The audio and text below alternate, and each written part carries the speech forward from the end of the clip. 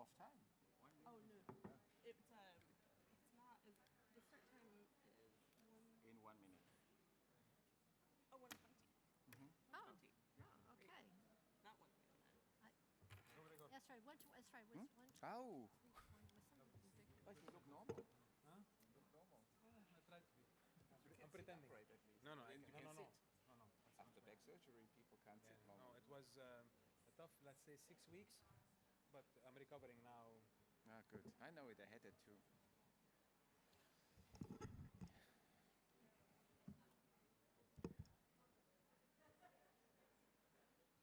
Hello?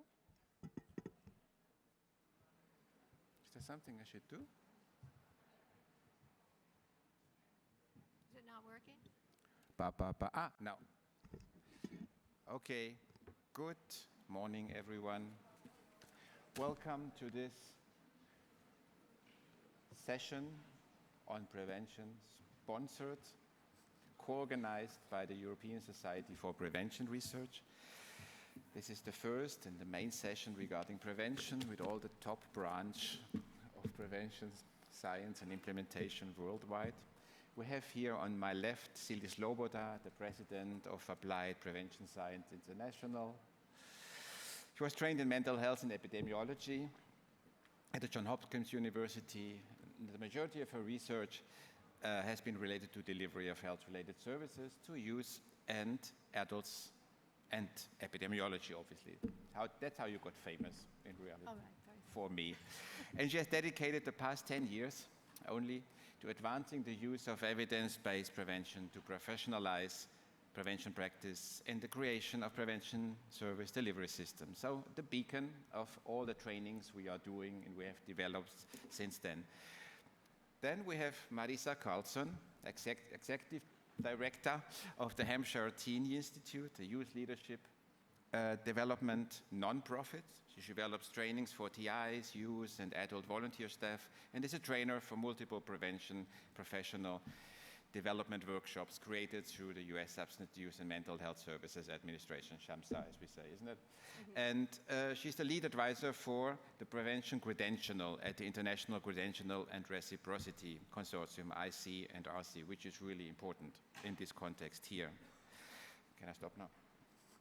And Wadih, who doesn't know Wadih, needs to know that he's program manager at UNODC, managing the global program on prevention of drugs use and other social and health consequences, and he supports then the development and dissemination of guidance materials for policymakers and service providers to change the culture of prevention and to align it with the UNODC and WHO international standards of drug prevention, which you all should know.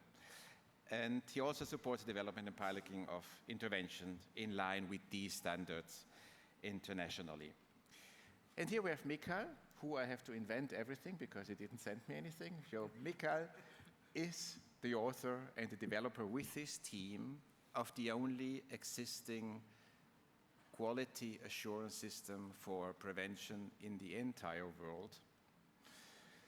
And that's why people should be more proud to be Czech, because nowhere else there is such a strict system of assuring that only best trained prevention professionals get access to our kids. Then he's professor at Charles University in Prague and does many, many other things, mostly at night or in his holidays, and also in treatment, and he never sleeps. So, Zili, do you want to begin? No, but I will. Now, each speaker has more or less 15 minutes, unless negotiated otherwise, and then we might have a little discussion afterwards. Uh-oh. Okay.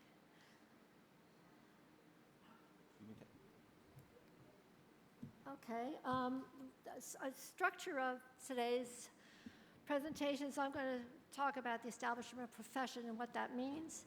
Marissa is going to be talking about international credentialing. I'm going to come back again and talk about the universal prevention curriculum and training, our experience training the current prevention workforce.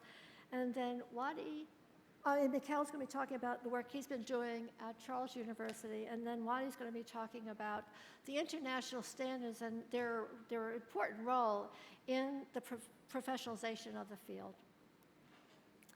So I thought we would begin.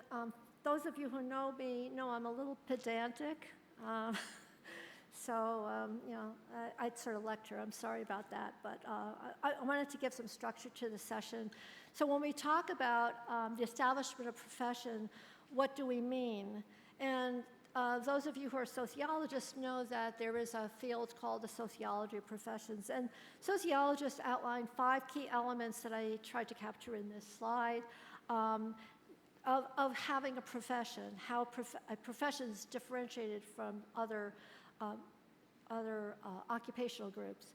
So being a professional means having a recognized science-based body of knowledge, a set of skills that go along with applying that knowledge, and then competencies.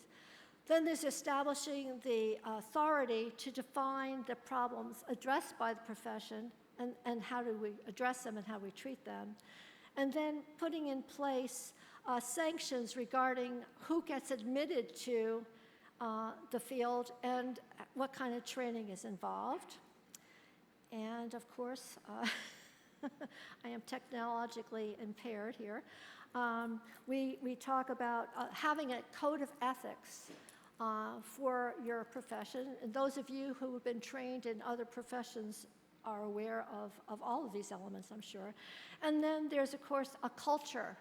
The institutions in which these services are delivered, and how we actually carry out the functions of the profession. So where are we with substance use prevention? We're really pretty far ahead. We have a start. We have a systematic body of knowledge, skills, and competencies. Both the Societies for Prevention Research, both in the United States and in Europe, have standards of knowledge. The one we're actually in the United States, we're updating that standards of knowledge. We have a wonderful, very thick volume on the European Drug Prevention Quality Standards. We have the international standards on drug use prevention. And we were, by company, APSI, has developed a universal prevention curriculum that has been adapted in many countries. I'll talk a little bit more about the content of that in a while. We also have the authority to define problems in there and how we address them, but it's not universally embraced. It's scattered around the world. We do have a definition, finally, of the problem. But again, that's not universally accepted. We talk about vulnerability within a risk and protection framework. In the United States, we have the Substance Use and Mental Health Services Administration has a strategic planning approach. I mentioned the European Drug Prevention Quality Standards, which is really nicely laid out how to go into a community or into a neighborhood and define what the problem is and how to address it. And then, of course, we have the US and EUS Society of Prevention Research. We also have now evidence-based prevention interventions and policies. And even though we have it, they're not universal. So we have registries in the United States, blueprints, if those of you who are familiar, and then we have the European Monitoring Center portal, and then again with the standards document. Do we have community sanctions in place to admit and train its members? No, but we're moving in the right direction. And although we don't have a central credentialing licensing organization, we do, as I said, we have an IC and RC, and this varies again across countries, and Michal might be talking about what's happening in the Czech Republic.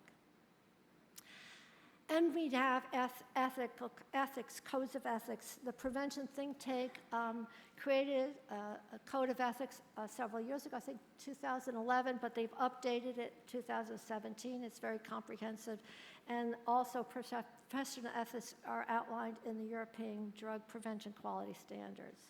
So we have that start. Do we have a culture of prevention? that's a question I leave to you to think about.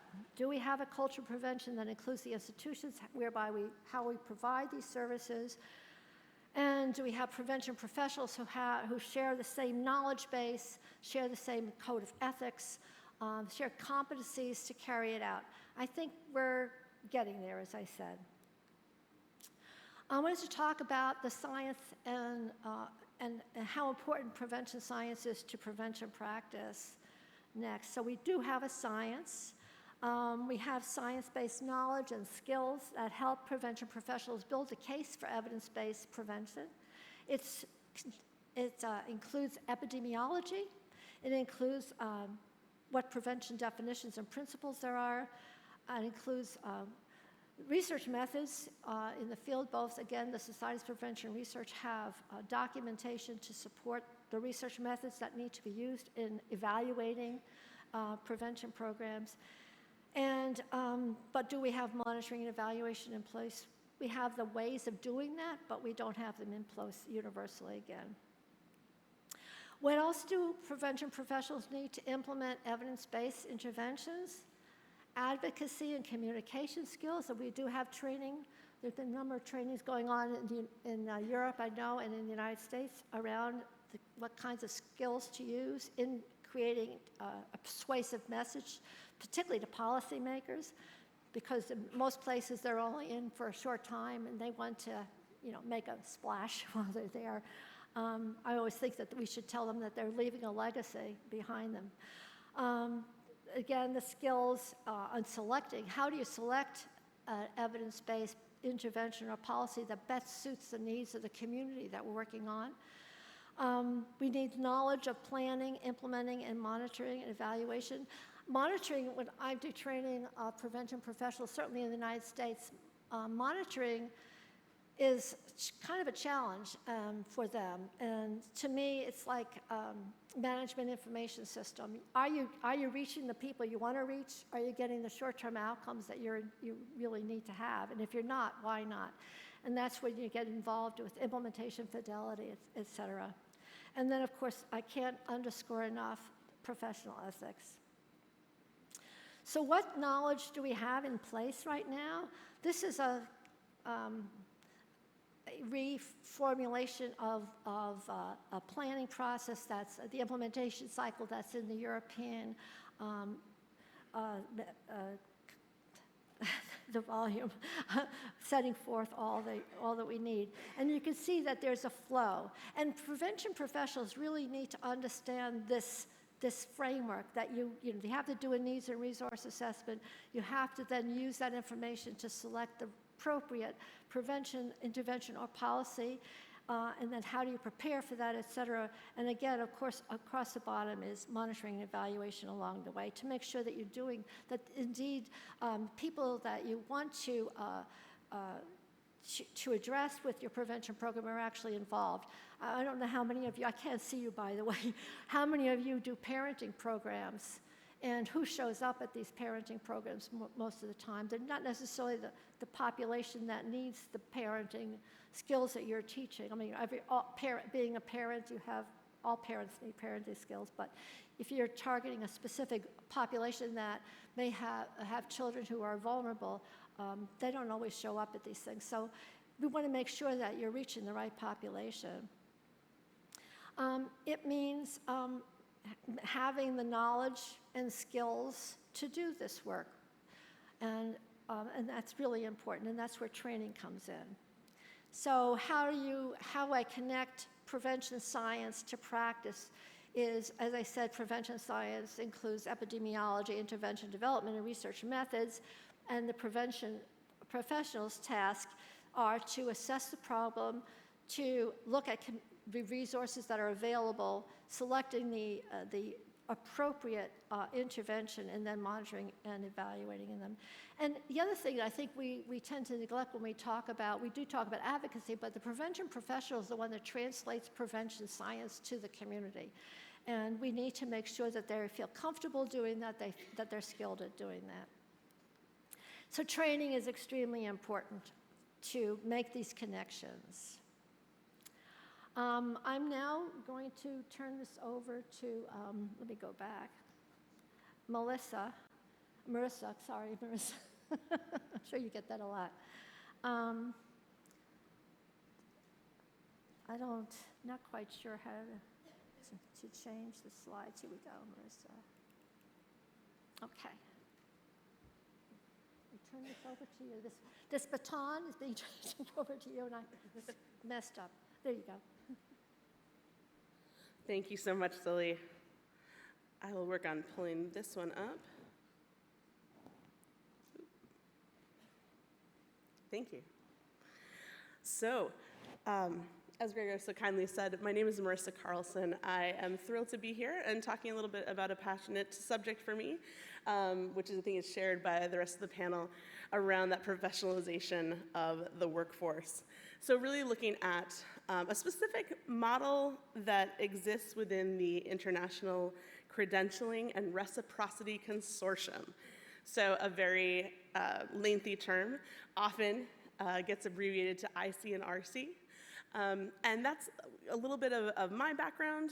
So I'm going to talk a little bit about what standards exist at the IC and RC level, just for information for folks who aren't as familiar with it, and just to kind of get an idea of one of those models that exist out there for getting that shared language and that shared base of knowledge to really, again, as Zili was saying, really elevate the profession of prevention and have people all working on the same page and making sure that the folks that are going out there are the folks that are best equipped to work with vulnerable people in our populations. So I'll talk a little bit about what the scope and purpose of ICNRC is and its prevention credential specifically, and then a little bit of the process of how it came about and how do we keep that credential up to date? How do we keep it really relevant for the community, relevant for the profession? One of the things that kind of came about historically, right, was kind of looking at what do we need to keep people safe? Zili definitely really emphasized, right, that idea of prevention professional ethics. So related to that, when we think about kind of the idea or a need for regulation around a profession, it's often talked about of, is there a level of risk to the public? Could we do harm if we do something incorrectly, or if we're doing the wrong thing for the wrong group? And there's a specific body of knowledge that requires competency by the professionals that are practicing it. So prevention meets those criteria, and that's one of the reasons that Prevention Specialist Credential was created through ICNRC. We have to measure and monitor competency, right? We can't assume that someone who means well and who's passionate about it necessarily has all the tools that they need to take that and translate that into that great community work. And we know that there are lots of professions that involve regulation, and it's really important for public safety. So ICNRC has been around for over 35 years at this point, and are really kind of working across behavioral health, looking at some different behavioral health credentials, and really kind of developing standards and examinations. They then partner with member boards who really have the responsibility and the flexibility to take the minimum standards that ICNRC sets and the examination tools and translate them into what's needed at that local level.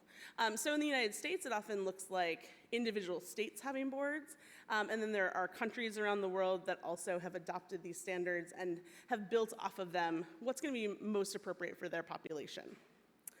Not all ICNRC boards offer the prevention specialist credential specifically. So you might be, if you're familiar with a board, but you're like, oh, I don't know if they have prevention. They may not. So there's a little bit of flexibility again in which credentials individual boards can offer. The prevention specialist credential has been around since 1994. So it's kind of in the middle in terms of the age of some of the ICNRC credentials. And again, it's something that really has a strong foothold in some areas, and it's still burgeoning, it's still growing in some other areas. One of the big things about the ICNRC in terms of what it kind of markets to potential jurisdictions is the idea of reciprocity, the idea that anyone who holds that credential in any state or any country is going to have that same baseline of knowledge, is going to be able to really do that practice if they move to another area, they're going to be able to take that knowledge and do effective prevention work in their new area that they're working in.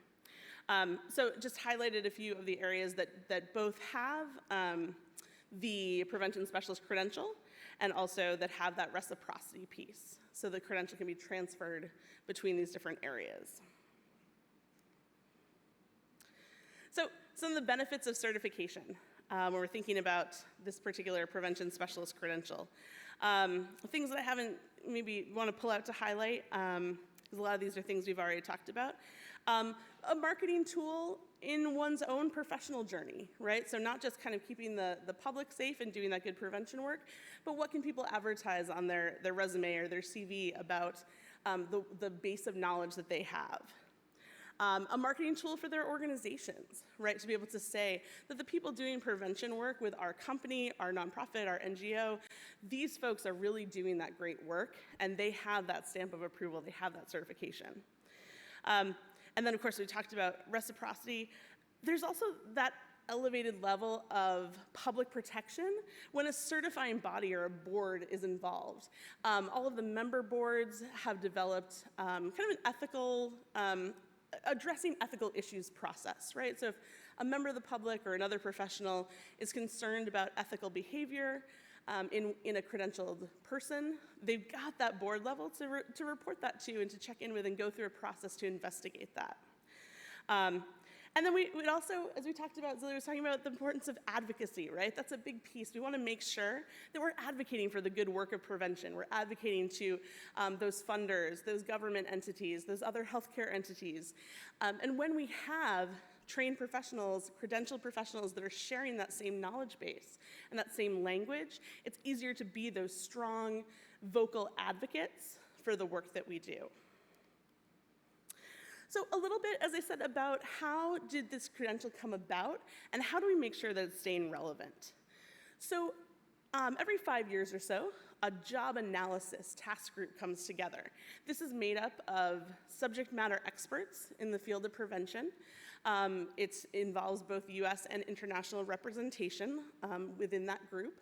And they come together to really think about what are the pieces of those core competencies and those bases of knowledge that we still need, that were already in our last iteration of the credential, and is there anything new that's come up that would be important to add to the work that we're doing? Or is there anything that maybe, science has taken us a little bit in a different direction?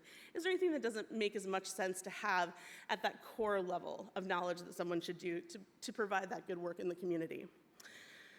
After that smaller group meets, a big survey goes out to professionals to say, hey, what's your input on what this group came up with?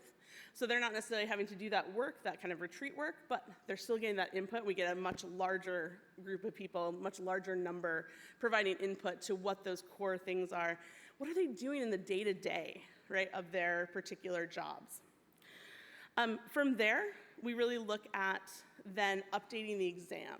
So the test that folks will take to get that credential, we update it with what people have put into, like what's happening out in the field right now. We look at the standards that ICNRC sets, those minimum standards that we're then going to send out to boards. So we're going to get that information out to the boards. Boards could add something. They just need to adopt the minimum standards universally. Within each board. But then an individual board, if they think that maybe some kind of topic is really relevant to the folks doing work in their country, can add something onto that, on top of the minimum standards. So there really is that flexibility to make the prevention credential be most relevant for the work that people are doing. And again, the whole process is driven by people who are really working in the field.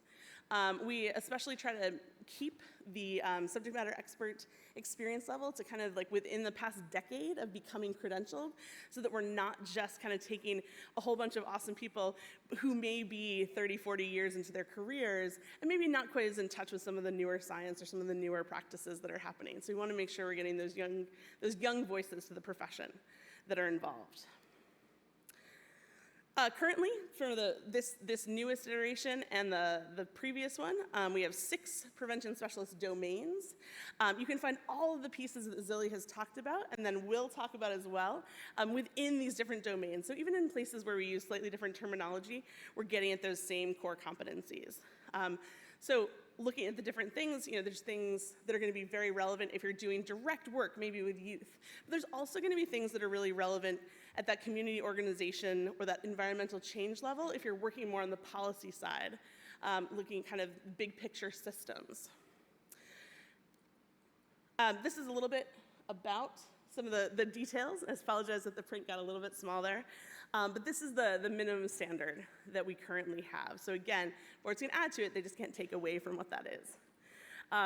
So that it gets at work experience, it gets at education, right? So what are those fresh workshops, what is that fresh knowledge that you're taking in at opportunities like this where you have a chance to add to your knowledge base? It requires supervision and some very specific supervised hours within the different domains. There's the examination. There's a code of ethics that we have to sign, and then recertification can happen every 2 years. The test, right? I know test taking is not everyone's favorite idea, and then there's people in the audience that are probably like, yes, I would love to take a test. So wherever you fall on that is okay.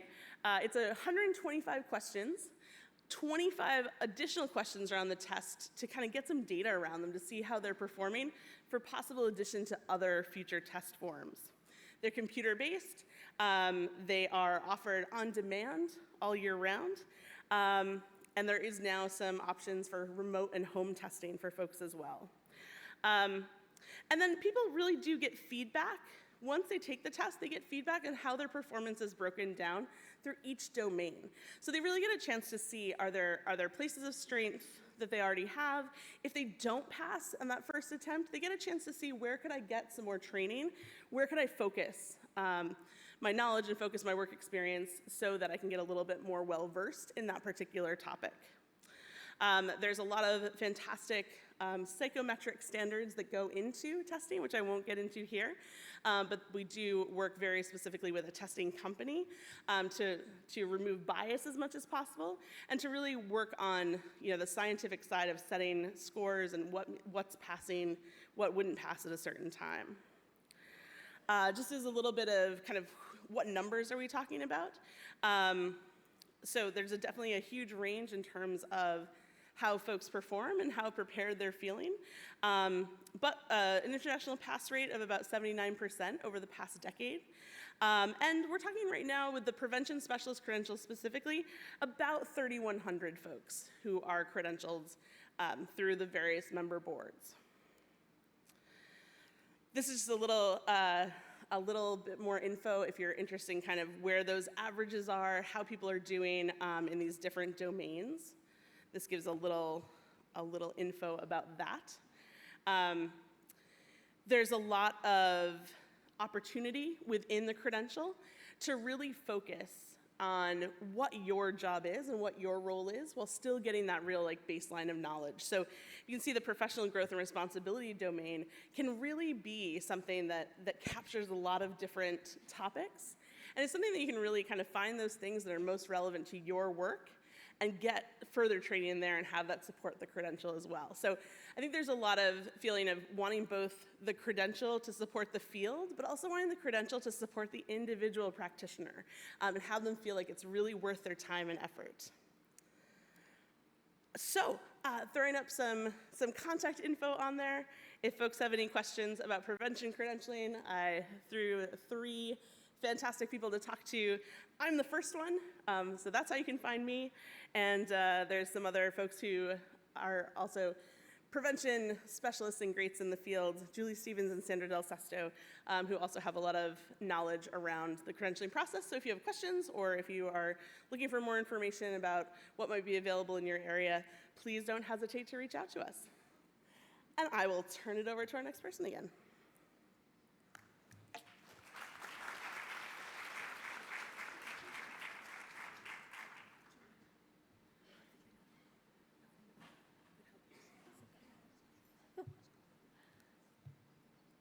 So, oh, come on. There we go. Come on. Where are you? Why does it keep moving? All right. Yes. All right. Okay. Sorry about that.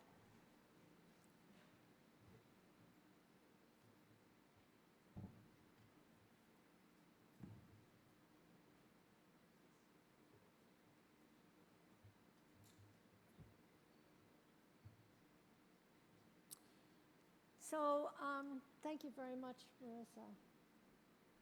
Are you leaving us? Oh.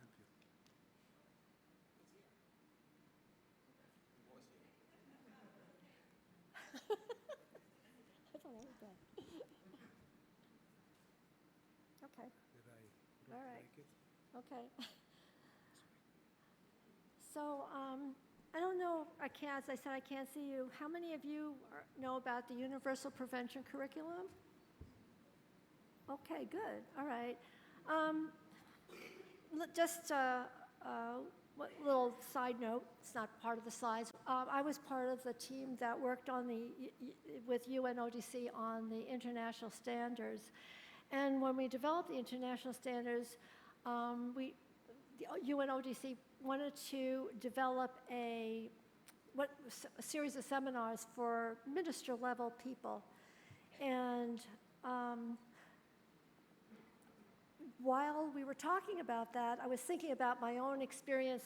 I used to be the director of prevention and epidemiology research at the National Institute on Drug Abuse, and I kept thinking about my boss going to a seminar, and then he would come back and he would say, I went to this seminar, I learned all about this prevention stuff. Could you tell me more about it? And I'm thinking, these ministers are going to do that. They're going to go back to their offices and they're going to talk to whoever's in charge of prevention. That poor person won't know what the standards were. So I had this literally like bong went off, and how do we need to develop a curriculum for people who are coordinators, work with policymakers, and that was the birth of the Universal Prevention Curriculum. I was very fortunate to convince the U.S. Department of State to provide funding for the development of the curriculum. They had already in process, that I knew about, they already had in process the Universal Treatment Curriculum, which many of you probably also are familiar with. And so that was the birth of the Universal Prevention Curriculum. And the purposes were to meet the demand for an evidence-based curriculum. We thought it was a nice piece to go along with the international standards. We also wanted to have the knowledge base to be uniform across prevention professionals around the world. And we just wanted to enhance the capacity of prevention professionals, and ultimately, obviously, to impact our community's health. So I put together a team of experts in the area to work on the curriculum, and we were very fortunate to have I thought, my A team. I had an A team and I had a B team list. And I went through my A team, and all of them responded. They thought this was a wonderful opportunity to bring all the science, what we've learned from the research together, plus not only just in terms of research, but also in how to deliver these interventions and pull that all together. So this is the team. The universal curriculum consists of an introduction to prevention science. There's a physiology and pharmacology, and monitoring, evaluation, family, school. We talk about workplace, environmental prevention interventions, media, and community-based interventions, working with communities. And so we also received funding once the curriculum were developed, we then trained master trainers around the world. Here's a sort of summary about the countries that were involved in that training. And I followed up with the master trainers a year or two after. We trained them, and at that time, they trained over 1,000 prevention professionals in their countries. Well, I'm going to just go through this next piece a bit now. So what I wanted to point out was, as I said, I wanted to have the prevention workforce to have the same knowledge base. And so the next couple of slides sort of show the test scores. We do a pre-post test, and there's a larger range in the scores at the pre-test, and that closes at the post-test. And sometimes we actually get the means that are together. So you can see that quickly, we really are creating a universal language, if you will, in prevention.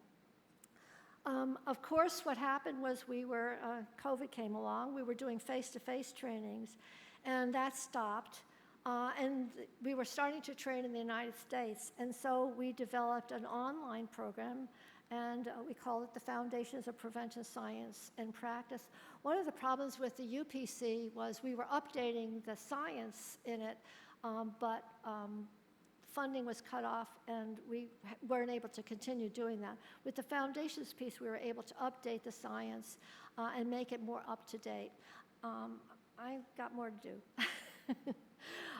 So this gave us an opportunity, as I said, to update it. Same courses. We have, they're all, each of these courses is about 30 hours, which is long, but it's very comprehensive.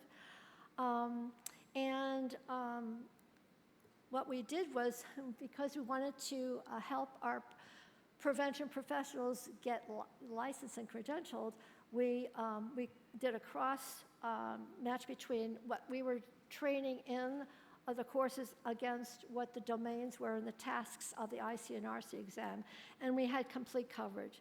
So we've been doing online virtual training in the United States. In 3 states, we also trained, this was a very interesting experience, training prevention professionals who were on Marine bases in Okinawa, Japan. That was really big challenges there. So this just gives you an idea of what courses we were training. Our rule of thumb is that you have to take the first course, Introduction to Prevention Science, before you can take any of the more advanced courses. But the advanced courses take the prevention science as it applies to the family situation, environment, et cetera, and provide some special skills that the prevention professional would need to deliver them. So we moved, it was a challenge to move from face-to-face to virtual. Many of you who do train know that was a challenge. But on the other hand, we were able to do that successfully. And I'm just going to move quickly through this because of the time. So the outcomes, the first group we trained, you can see they had a high pre-test score, and but they did improve their post-test scores. But overall, we've been seeing a change in the knowledge base of each group that we've trained. And they all liked the training experience. And but I think the most important item that I always look at is the last one here. I would recommend this training to a colleague, and 90% of them thought so. We did one of the questions is, does the training make a difference in terms of implementation? And we did receive funding from the State Department to do a demonstration project in Peru, where it was actually a randomized controlled trial. And here's the cast of characters that were involved in that. Unfortunately, COVID truncated the study, but we did have positive outcomes from that training in terms of the delivery of the interventions, in terms of fidelity, but also, as you can see here, we surveyed students, and we saw differences between the control group and the experimental group on a number of items, including alcohol use and tobacco use. I'm now going to turn this over to this important piece of equipment to Michal.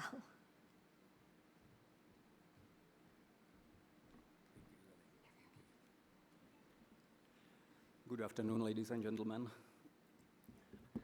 I will try to follow up Zili and Marissa, but from perspective of universities.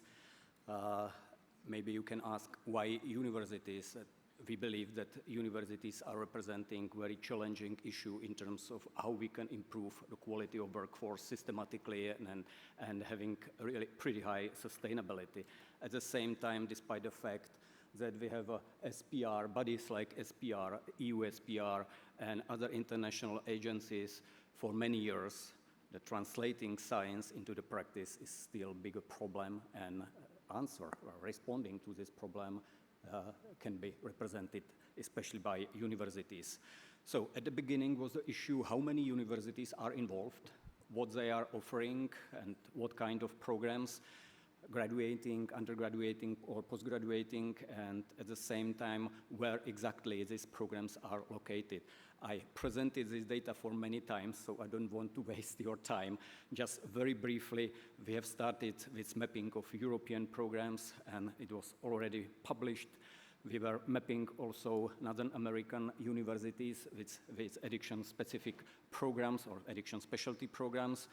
Just recently, we published also analyzing of African programs. That's also invitation for tomorrow morning, where we will have a session with African colleagues. And just recently, and we are finishing analyzing of Australian and New Zealand programs, and hopefully it will be submitted pretty soon. So we found a lot of programs, dozens of programs on universities and all kinds of programs, since very simple model represented by providing just courses. That's something what is normal and very traditional on almost all universities. But we also found very interesting products like winter schools, summer schools specifically dedicated to prevention or addiction studies. We found many fully comprehensive academic degree programs, and it was a really fascinating finding because we find almost 700 programs around the world on different universities, and of course also lifelong education or continual education programs delivered by universities. So as a second step, what we did was creating typology, very simple typology, what the university provides are and what exactly we are talking about. One dimension can be perceived as a dimension about disciplinary perspective. Many universities, and that's the majority model, are delivering something like a specialization for existing academic degree programs for medical doctors, psychologists, social workers, or pedagogists. And this is the classical well-known model where you have a core discipline studied and you follow up with a specialization on addictions. It's also represented by Griffith Edwards and his book of Professional Careers on Addictions, and probably it's a well-known book.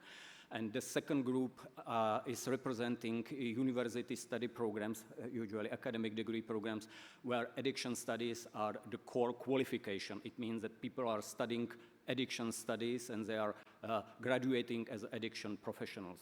The second perspective is about what are the levels these programs, what they are operating, the university operating these programs, and we found many bachelor, master, MSc, and postgraduating programs. And as I mentioned before, we also found many lifelong education trainings, very complex and high quality trainings. The last perspective, what we try to search is the focus, because many universities have a focus, and that's very traditional and majority model. These programs are focused on treatment. That's the core, but some universities have also programs focused on prevention, criminal law and criminology, or drug policy. So this very simple sorting system or typology was recently published, and if you would like to know more about it, it's available on ResearchGate.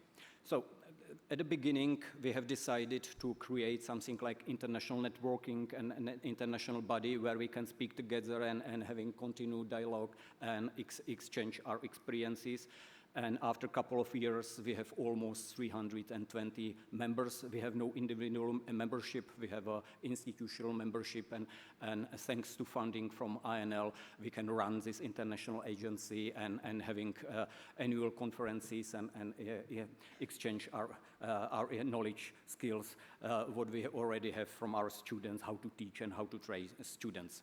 So at the beginning, we also tried to reflect how we can contribute specifically to prevention, because it was also very painful and difficult and complex question, because what we found was not so great, because many our member universities are not so interesting in prevention. It means that majority model, as I said, is based on focus on treatment. Only 13% of universities are planning or conducting specific courses focused on prevention.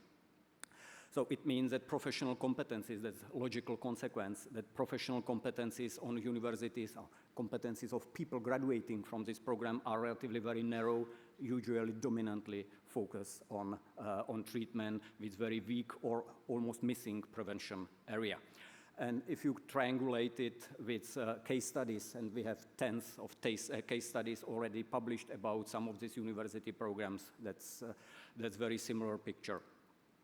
So it practically means that the profile of this program is relatively very narrow, despite the fact that we have a huge diversity in the field. And I think that, and that's probably something where we can find and how we can learn from this data, is that it's not so attractive to students because labor market is really unpredictable in our field. There is no possible to image and predict what will be in 5 or 10 years. And in such case, having so narrow profile is not so practical and so attractive for people.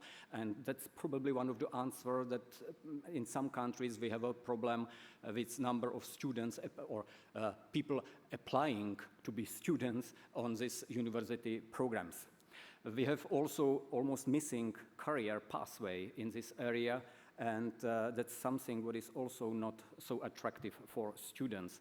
And last but not least, I should emphasize that we have a lack of direct support and collaboration with service providers. In some countries, we have almost missing real institutional infrastructure of prevention providers. It means that, for instance, students, after graduating from these programs, they have no chance to take a job. And that's a big problem if you are studying for many years and you have no chance to be successful on a real labor market.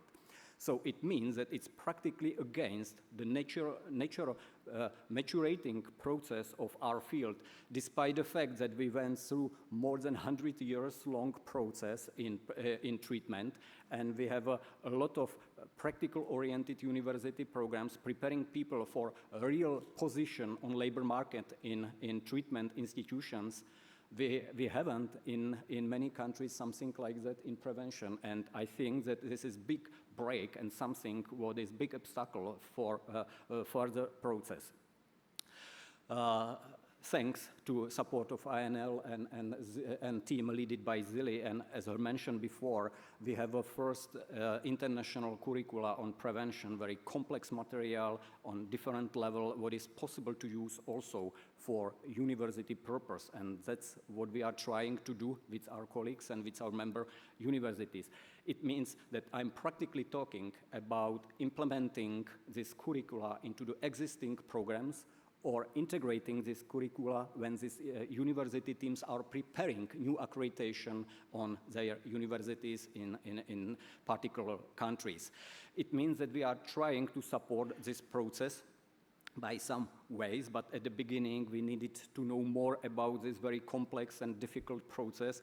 So at the beginning we had some cases and we needed to take some experiences how to integrate this curricula, and this is about some examples from Europe where we were able to integrate UPC curricula into the existing university programs, and this is example from Prague what we did within 2017 and 2019.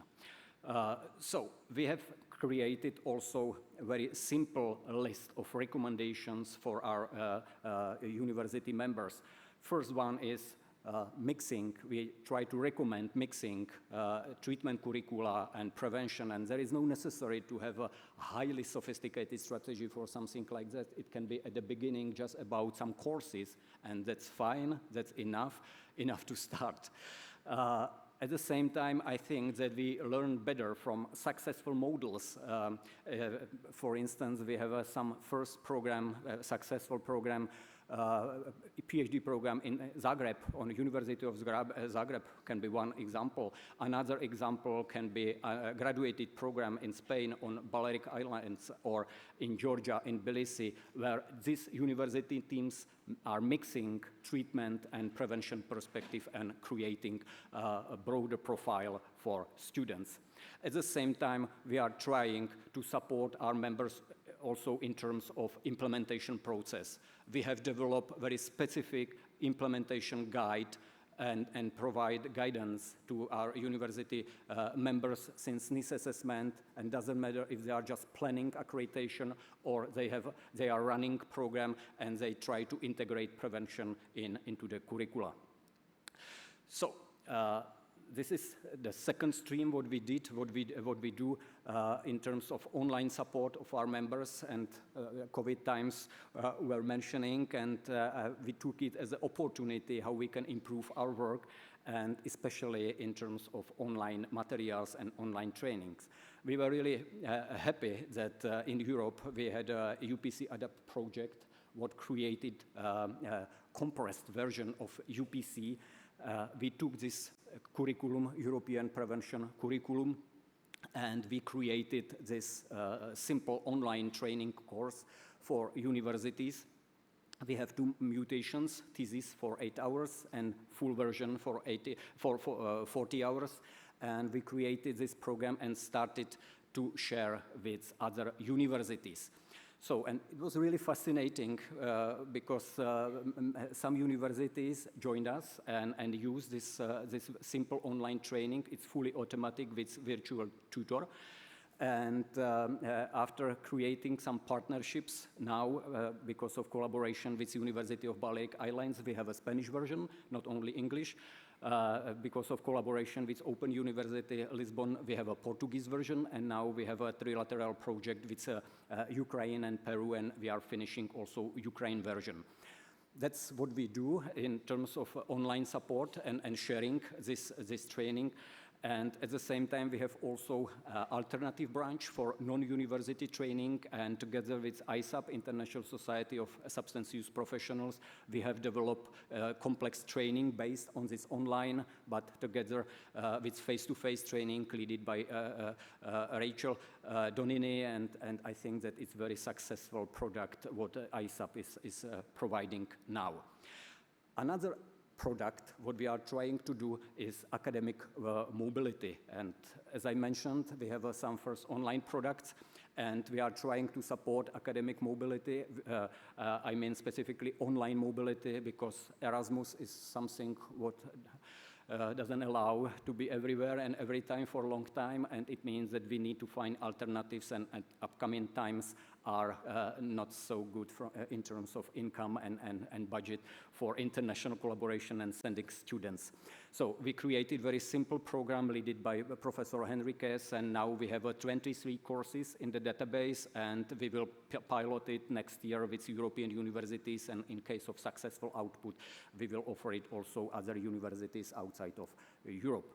So last but not least, I should to mention what we learn in terms of quality standards and competency models, and we have some case studies, but we saw that something like that, it's so complex and needed so long time that we step back and create something different.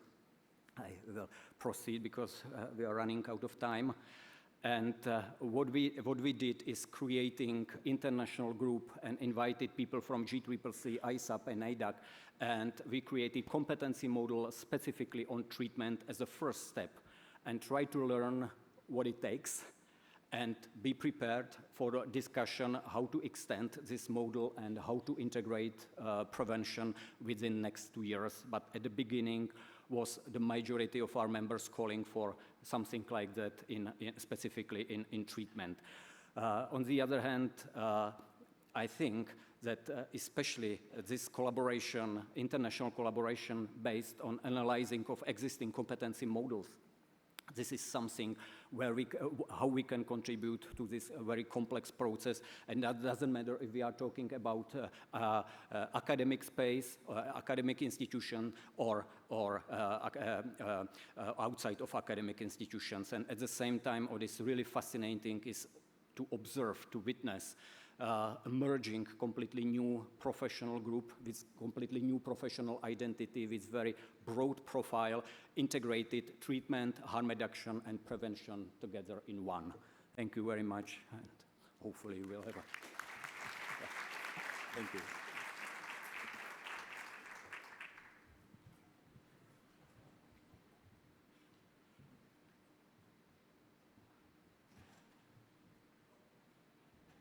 About you, but every time I hear what's going on, I get really excited, and I wish I were 25 years old again.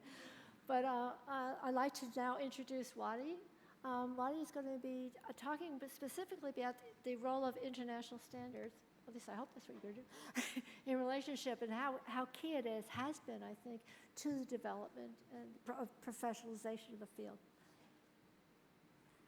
Thank you, Zili. And as I'm supposed to present as a discussion, I have my notes on my laptop, so I do apologize. I come from the United Nations Office on Drugs and Crime, and I thought maybe it's important just to contextualize the role that we can play in this prospect of all the tools that have been provided in the system development. So one of the tools that was mentioned is the International Standards on Drug Use Prevention. Without taking too much time, with regards to the kind of work we do, it's important to remember that as an Office on Drugs and Crime of the United Nations, we have a parliament of member states. So basically, the member states come and meet in Vienna to decide on how to address the challenges of drugs and crime. So there are two different parliaments. So that's an important political framework that exists in terms of moving forward the response that globally is happening with regards to drugs. So while this response is happening for a long time, by the way, they meet and they make resolutions, political framework, political declarations in terms of how to move forward. You know, resolutions that are different than the New Year's resolutions because they have to meet again and report in terms of how they are making progress to that effect. So in that context, the context of prevention has always been accounted for, but what is meant as prevention has been a loose concept until I have to give credit to my colleague and Chief of Section, Giovanna, sort of tried to push forward what is referred to as the UNODC prevention standards, International Standard on Drug Use Prevention, and most people on the table there were contributors to the prevention standards. And what is more important is that these standards now have moved to being UNODC, that they carry the WHO logo using the WHO evidence of moving forward. So you can appreciate now how that parliament of member states, when they talk about prevention, has to address it from a different perspective in terms of what is meant by prevention moving forward. And that is the culture of prevention that we're trying to advocate for, and I will try to describe it in a bit more concrete terms so you get more of a flavor of how does it contribute to a system. So it's a document that sort of changes the rhetoric, the culture, to understanding of what prevention is, shifting it from the drug being the problem and how to talk about the drugs and their dangers as a primary mode of action to more like the person, the individual, and their own challenges that they face and at different ages of development and the structures around them that they can support them at the micro level, the school, the family, and how the macro level characteristics, a family that is in different contexts or a school in different contexts, how can it move forward? So that changed the mode of thinking of policymaker as an etiological model to address. Then it also breaks the silos of who's working in prevention in terms of policymakers. They start the components of that are the different that are dealing with the prevention response on a national level start to talk to each other in a unified voice, understanding what prevention is. That's another sort of an important characteristics of that process.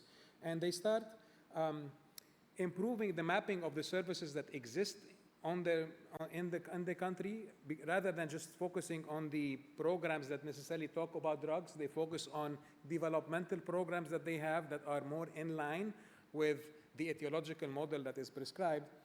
They filter in services that we have the characteristic of what works and what does not work in different ages of development through different structures.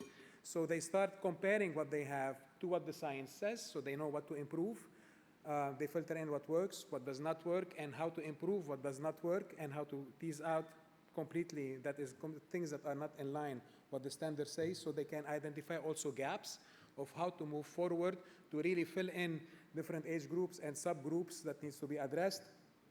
They can prioritize their funding, and then they can have a more informed decision-making as policy-making moving forward.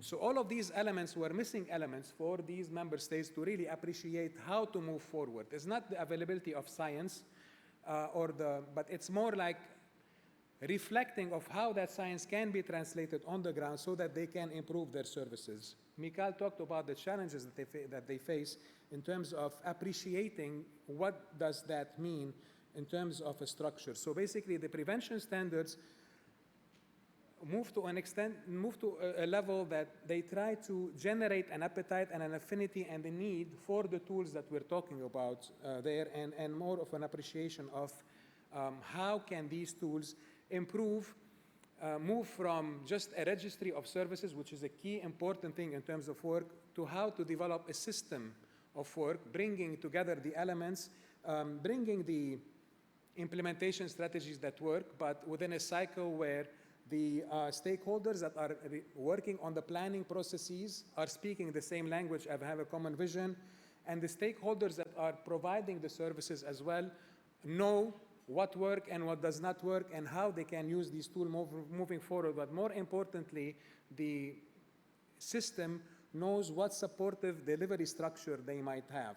So in a nutshell, what the work that we're doing and we're brokering as UNODC is really engaging with these member states for them to appreciate the culture of science, develop a system, and also while we're helping them develop that system that is more effective in the field of prevention, we're also working with because we're not an academic institution at the end of the day, we're a political institution, working with all the different academic and non-academic institutions in terms of support structure of science to really have a system that support the system through the tools that we have all seen and have been discussed, whether it would be the quality standards, EDQPS that were developed within Europe, whether it's going to be the registry of services, whether it exists in the US or it exists in Europe, the Universal Prevention Curriculum, the EU PC, in terms of stakeholders change of mind, or at the implementers level, not only the tools that as a facilitator to be trained on the component of prevention, but more in terms of general context, in terms of a structure, how to provide school-based prevention, how to provide family-based prevention or community-based prevention. All of these things kind of fill into context when we're talking about an important component of how to move from discussing the evidence of specific package to really that context of professionalizing the field of prevention. So Zili talked about the presence of many tools to professionalize the field. They find the theoretical model of how these tools can really feed in a professionalization model. Marissa talked about the credentialing processes and how these are important to kind of improve the workforce. Michal described how quality of the workforce can be improved systematically through generating, through the academic institution, a constant flow of a workforce that really is kind of not brainwashed, but really brain developed in the sense of what prevention is.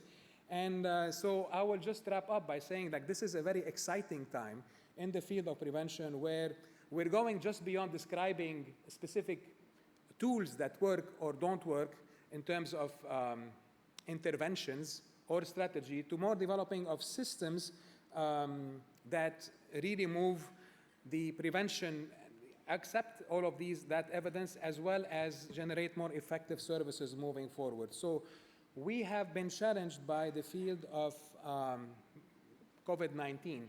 So in the context of COVID-19 and post-COVID-19 mostly, attention has been driven mostly by our member state to quick economical recovery measures, despite the fact that if I go back to what the prevention standard talk about, they describe a vulnerability matrix that exists at the individual and structures around them. The vulnerability that exists within the individual and structures around them post-COVID-19 have been shaken and have very new level of vulnerability that really is more accentuated than it existed before. Aside displacement, conflict, and all of these things that you have, and environmental climate consequences that you're talking, that have been also generated post-COVID-19. So another way of also using the prevention standard that we're using now is go back to the drawing table and redraw the attention of these policymakers on the importance and value of focusing on the prevention science as a core component to build back better, as we are portraying it within the United Nations family. The post-COVID-19 work and build back better goes beyond just quick economic recovery, but just re-engaging with that rhetoric of science. So I will stop here in terms of a discussion, in terms of putting elements together, careful of the time, but we remain at your disposal for any further clarification of these tools. Gregor? Many thanks. Excellent work. We were on time. So we have now time left for, first of all, questions, and then comments disguised as questions. So who wants to begin? I can't see anyone, so someone else needs to deal with the people who raised their hand or not.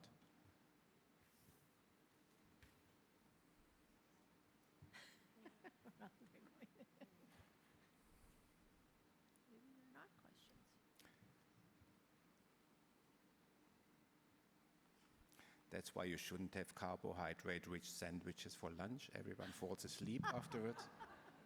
Hello. Good evening. Oh, my name is Chia Francis from Nigeria. I am happy for the presentations made. They've been quite educating. But I have this concern. You mentioned that issue of the IC and RC credentialing body. I've come across that, but I'm glad today I can see IC, R, and C myself. You see, I don't know how we can connect with you, because in my country, everybody is doing prevention in his own perspective. But there is need for us at a global level to speak the same language. Today, I want to ask you, in Africa, how many countries you have connected with, this your IC and RC you are working with? Now, I don't know, I'm here, how I can connect with you, so that by the time I go back to Nigeria, we'll see how we can use your template and then join it with our own local experience to produce something that can help us. The first speaker I met, you talk about developing a UPC. I stumbled into UPEC, but I discovered that the booklet is very big. Now, when I look at my own environment, especially in secondary school, we discover that it is when students are in secondary school that they initiate drug use. But they have a limited time frame to finish a term, which is about 2 months. And they have other subjects competing with time. Now, how can you now use that voluminous booklet to exhaust it within the maybe 2 months that they have? Because that prevention, apart from the school-based, we have environmental, the students are in environment. You talk of family, the same students are part of a family. And I saw you thought about that. I look at the issue of other evidence-based programs that at times they have like 7 sessions to complete it. 7 contacts with 7 lessons. But this one is very, very big. I don't know how we can solve that problem if you thought about it. And then finally, you talk about, not you, Prof. Michal talk about still standardization, standards. And there's a link, especially in the prevention, only few people, it's like most people are in the treatment. I don't know what you are coming up with seeing how other countries, how other environments can work together so that they will have a common standard. My question there is how, like those of us that are here, maybe you have been doing it with other people, we are not aware, I'm hearing from you now, so that those of us that are here, how we can also key into what you are doing. The person that is representing the UNODC, you say you have met with governments, you have discussed this, you have discussed that. But at times, something that is discussed at the government level, I am here as an individual. I'm not a government. But we are here, so how can, at our individual level, also key into what we have been discussing with the government? Because maybe the government will not tell us, but we are hearing from you. Thank you.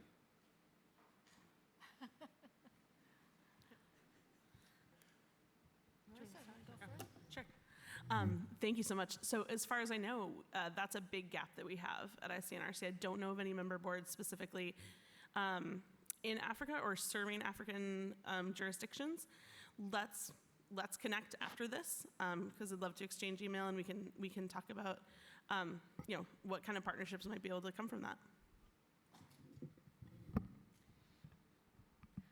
I'm going to address the question about the UPC. Yes, they're very long. My bias, I guess, is to have face-to-face training, if either face-to-face physically or virtually, but with very active engagement. There's a lot of information there. I think it's necessary. I don't know how we can adapt it so that it's specific to a particular groups who are going to be delivering the intervention. I think that's a really, really challenging question that you asked. Thank you very much for asking that, because it's always sort of in my head, and of course working with a number of prevention professionals around the world, there is great variation in terms of how to deliver it. The Europeans have adapted it and made it much shorter. If we're going to have graduate programs in prevention, I mean, we need to have more in-depth classes. I guess my dream was that a prevention professional would take all of those classes so that they would be integrated in some way. But that's not what's happening, of course. But thank you very much for that. It's something I really want to think about. It was very provocative. Yeah, and very briefly, to my responding to third question, what I was trying to emphasize is the fact that in many countries we are facing to first implementation processes and establishing national quality systems in prevention, including quality assurance system, but usually focus on methods, procedures, and providers. And I was trying to emphasize that we need to do it hand-to-hand with quality standards for workforce, and that is necessary to follow some standardization process and making our perspective of quality was the content of training and education programs to make it more close and share idea what the people need to know and have to be able to do in terms of skills and competencies. And that's the key issue, that we need to emphasize also the perspective of quality of workforce, not only methods and service providers and procedures. That was the main point of what I was trying to say. Yeah. Thank you. On the point of like how to improve actively what we're doing, I just describe one of the aspects of the work we're doing. That's the top-down approach, working with policymakers to change the way they're thinking and how they're approaching the services, so that service providers get the chance to work with evidence-based tools, because that's a key ingredient. But we also work bottom-up. We also work with service providers in terms of providing them with evidence-based or evidence-informed packages and demonstrating that these tools work and that there is translational science on the ground, so that policymaker understands that this is not science fiction, that is science that can work on the ground. So coincidentally, you talked about Nigeria. Nigeria, for example, is one of the countries where we worked with the policymakers in terms of the prevention standards, and it had one of the biggest trials, for example, of a program called Unplugged on life and social skills, which was sort of a different model of thinking in terms of what prevention work there. And that has been, we work on documentation and reverting back to the policymakers in terms of how it's been implemented. And only last week, we had a very big celebratory event in terms of the general approach of prevention and other sort of technical assistance that we do with your own government in Nigeria, where the Minister of Budget and Finance was there in terms of appreciating not only the value of these programs, but the cost effectiveness moving forward, going beyond just drug prevention and supporting the educational sector to that effect. So that's one of the examples that we can demonstrate how these things tie in and move forward in terms of the rhetoric. Great. Gregor, can I just add? I'm sorry, I promise I'll be short. One of the things that I've been thinking about is a service delivery system, because we really don't have prevention service delivery systems in most countries. And I actually been working on a paper related to that. And I think it would address some of what you're talking about and also connect everything we've been talking about. In the international standards, there is a diagram and there's a section on creating a national structure to support prevention. I think that's the direction we need to pursue next. Thank you. The next question then. Here's one.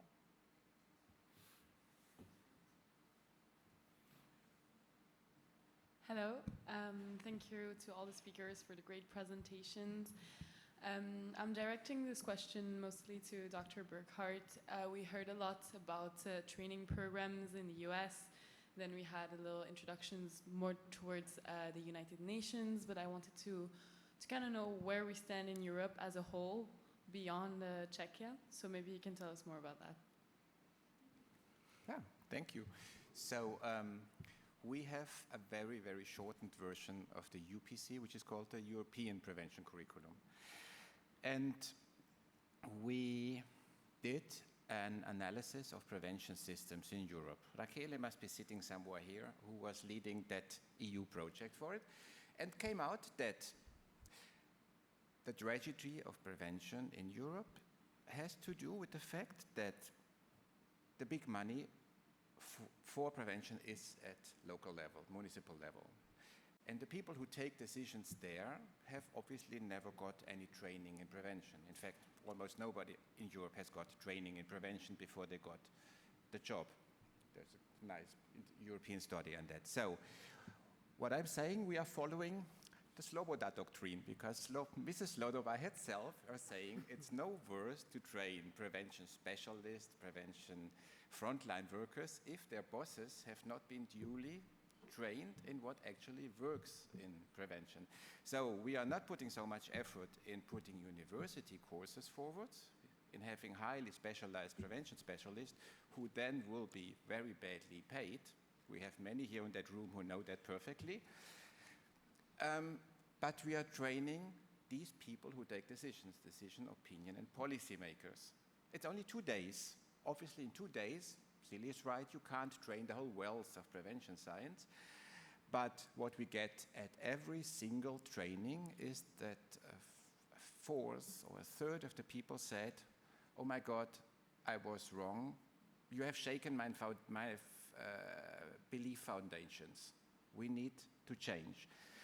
And we have proof that now this has led to that. Ireland is changing their entire prevention strategy.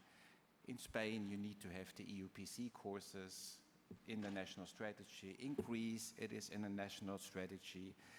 Maybe in the UK, it is at least mentioned in the advisory board. So we are changing the system on the level of who has the money and who takes the decision. And the funny thing is, the system gets aggressive now, because we are messing with a system where people since 30 years are gaining money doing nonsense and getting a lot of money for it by information provision, putting ex-drug addicts into schools, buying expensive programs who have in European evaluations shown no really benefit, and so on.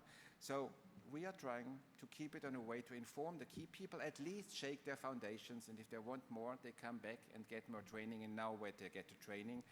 Because these people, if they get, and that's why we are so absolutely obsessed with with the fidelity, that every trainer says always the right things. Because if a policymaker believes kind of that the Icelandic model works outside of Iceland, or that Strengthening Families program works everywhere, then they will continue paying for these things. So we need a really rigid watch and guardians of the exact prevention science as applicable to Europe. And it's working in many countries already. We have trainers in 2/3 of the country, and we have infiltrated several ministries of interior, the law enforcement even in several member states, and with only 2 foundational interventions that shake their foundations and their beliefs. And so at least they know information is not preventive. Great, thank you so much for your answer. Any more questions?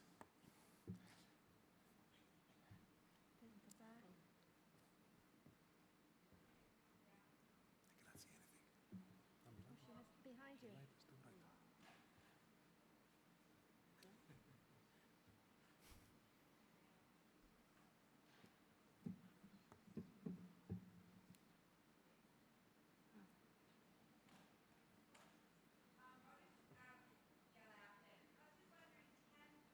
Something doesn't work, we can't hear you. Maybe run down again.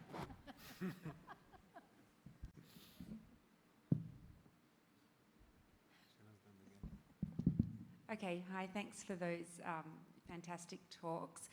I was just wondering if the accreditations could somehow be related or integrated into these UPC and EPC courses to make it easier for everyone to kind of do your training and then suddenly you're accredited as well, rather than having to do an additional test.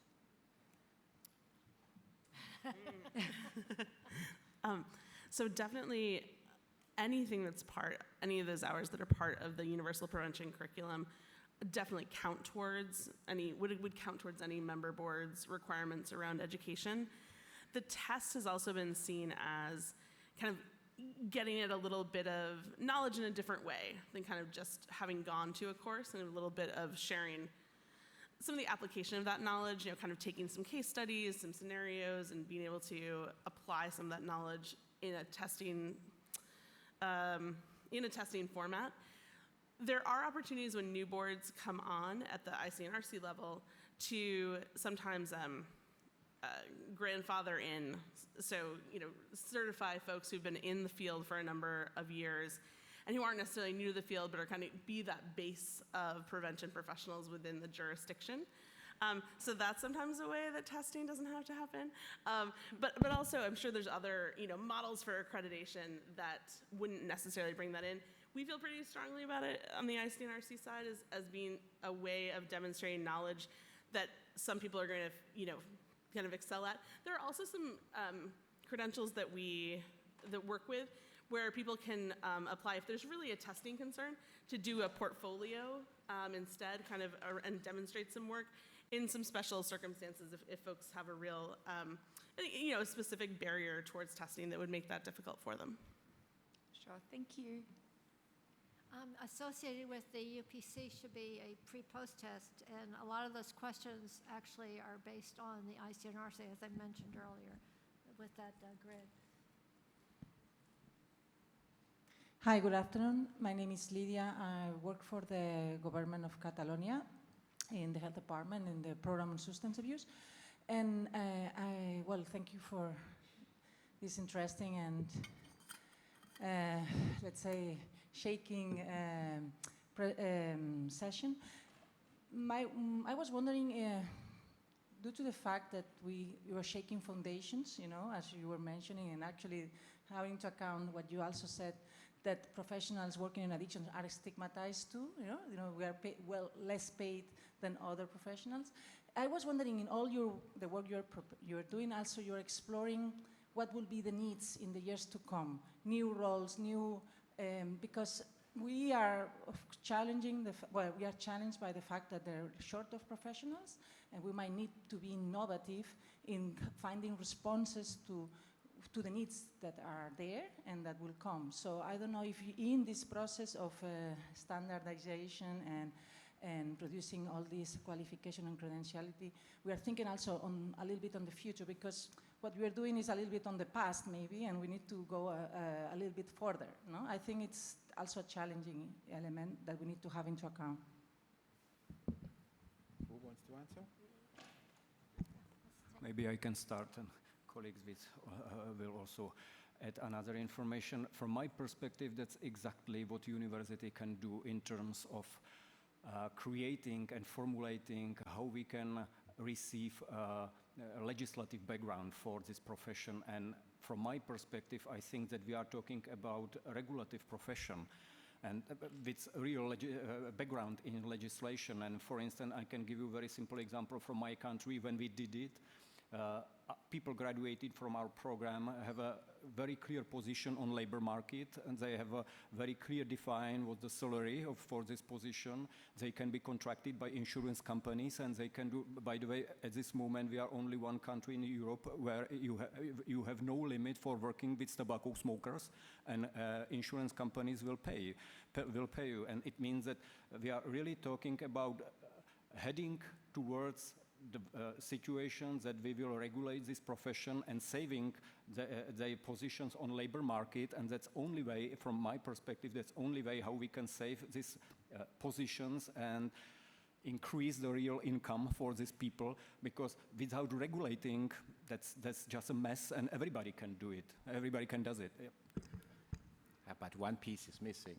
The point is that in the Czech Republic, there's a regulation that nobody can do anything with kids unless they have the training. And that's not the case here.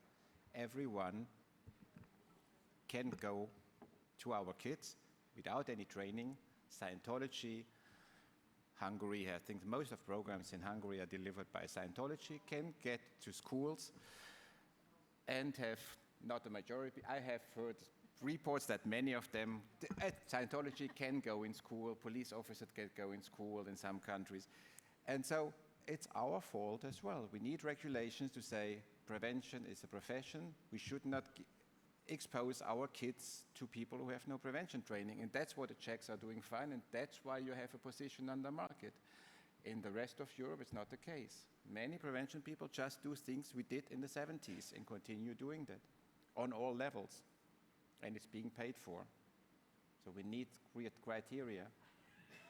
And if we stretch that beyond the EU sort of discussion, even though we're not systematically doing it as a purpose in terms of strengthening, new roles in the field of prevention, but at least in the low middle income countries where we're engaged, where the funding for prevention is pretty much limited, that limited amount is most of the time directed in the wrong direction in terms of what prevention is. So we're trying to reconsolidate the resources in the appropriate workforce or the appropriate systems to do the work.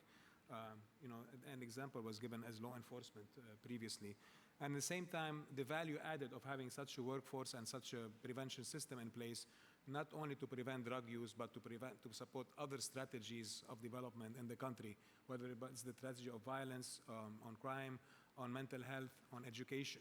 So that's also part of the work that we do to increase the value added of having a workforce that is professionalized in the field of prevention.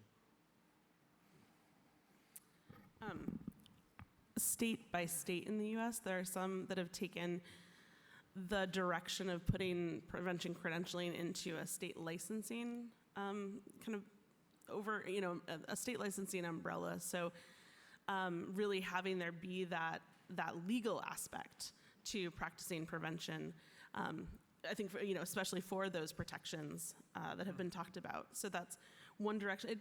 I think there's some pros and cons to that in terms of the flexibility and the growth within the certification, but having those standards can be really important for that public protection piece. If someone is able to make a question in less than a minute, we can have one more question. We have 3 minutes to go. Fabrizio?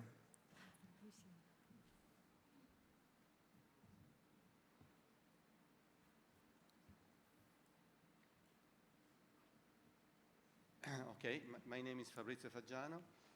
I like very much this session because it was very interesting, especially the summary of Gregor when he answered to the question. It was on a strategy of prevention. It was very, very interesting strategy of training. My question is about monitoring and evaluation of the impact of your program. It is really interesting. Do you have any idea on how to monitorize and how to evaluate the impact of all this work of training at the level of US and at the level of Europe? Thank you very much. Well, what we're doing right now is we do, as you, those of you familiar with UPC, we do the same thing. We do a pre and post test, and we I also started to do follow-up interviews with our people we've trained to find out if it made a difference in terms of implementing evidence-based interventions. And I actually use the international standards as a tool to identify what they're doing. Are they doing, the components of the standards? And it's just in process right now, so I've got like a 30% response rate right now, and it looks like it did make a difference. The problem is, this goes back to, what were you calling this, Sloboda? is we're not necessarily training the bosses, the supervisors. So if the supervisor doesn't value an evidence-based approach, then we're going to, it's not necessarily going to be value a trained person. I had mentored a doctoral student at Kent State who looked at the Ohio prevention professionals, and he's finding the same kind of thing, that there is obviously structural importance of the structure. Everybody has to be educated. Anyway, I got the tea, so. Time is everything. We have finished in time. It was a great session. Thank you for being so much in time. Magnificent. I know it's difficult. And hope you have a nice afternoon.